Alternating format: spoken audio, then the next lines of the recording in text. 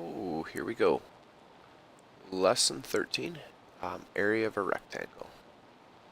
Alright, so for this, you're going to need your textbook, you need something to write with, which you hopefully already have, and you also need some graph paper or some grid paper. If you don't have any with you, theoretically you do, but if you don't, Mrs. Nadeau should have some up at the front for you as well. Lovely. Pause, make sure you got your stuff together. Great. On your graph or grid paper, draw yourself a rectangle 5 squares tall by 10 squares wide. Okay. Once you've got that drawn, it doesn't have to be perfect, but it should be vaguely straight lines. Count the number of squares. Okay, pause, count them up. And you counted, and you came up with a grand total that, yes, indeed, there were 50 squares. Now, some of you may have already realized the answer to the second part of this question. Is there another way you could get to that answer? Yes, you could. You could multiply. Right? This is just like looking at factors. This is looking at arrays. Okay?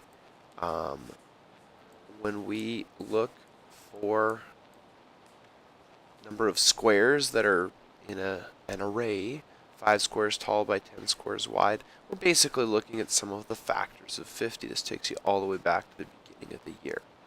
Okay, we could get that answer by multiplying. 5 times 10 gives us 50. Okay, do you think that method would work for any other sizes of rectangles? And yes, now that we're thinking about arrays, absolutely. This would work as long as we've got a rectangle. And rectangle, by the way, would include a situation where it would even be something that would be, say, 5 squares tall by 5 squares wide, which would actually be a square. Okay, anything that is, in this case, true for area of a rectangle also works for the area of a square. It's going to be the tall by wide, or length by the width, or however you'd like it to say. So would this method work?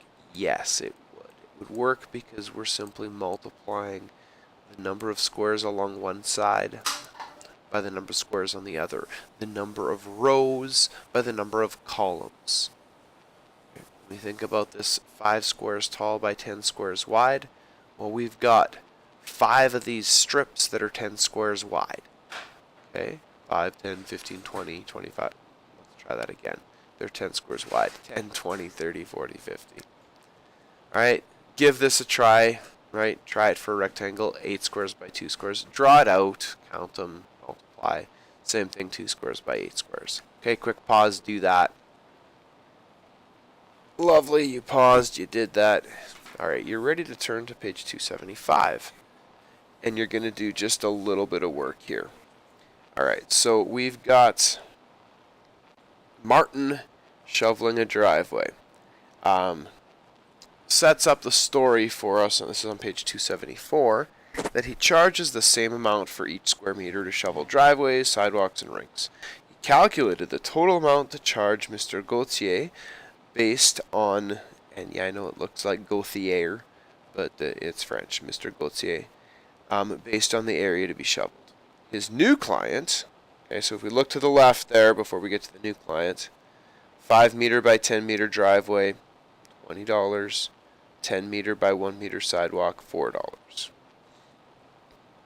Okay, his new client, 6 meter by 12 meter driveway, and 15 meter by 1 meter sidewalk. How much should Martin charge to shovel this area? Well, Walid did some calculations on the bottom of the page. He says, I can use the bill for the 5 meter by 10 meter driveway to calculate how much Martin charges to shovel an area of 1 square meter. I'll draw a scale diagram of a 5 meter by 10 meter driveway. Just on an aside, you did this on your grid paper already. Each centimeter on the grid represents 1 meter. Each square centimeter on the grid represents 1 meter squared. The rectangle has 5 rows of 10 squares. 5 times 10 equals 50.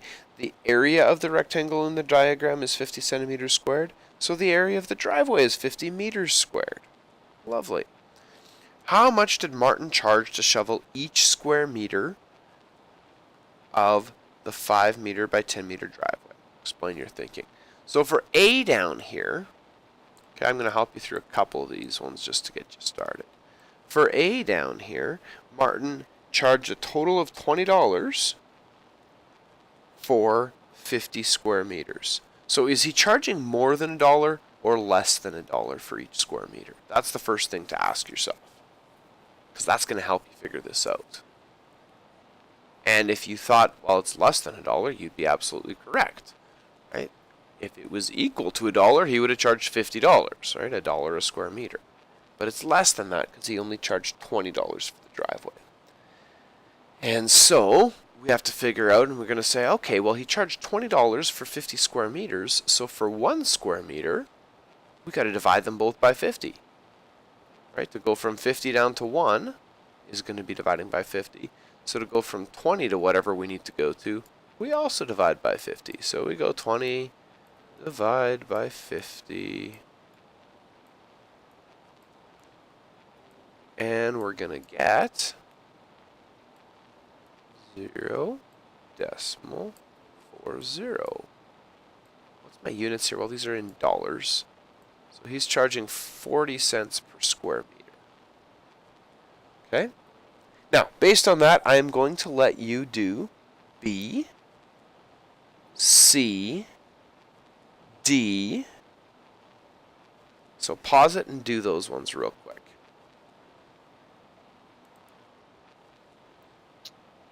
Alright, so check your answers real quick.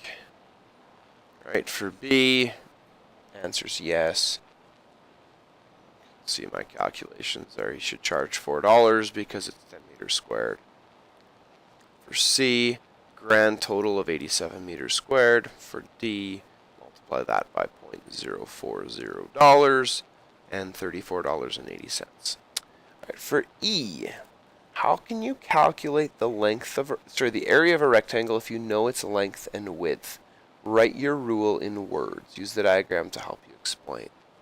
Well, for E, what we want to do, and we're going to use this E and F, I'm going to sort of do together.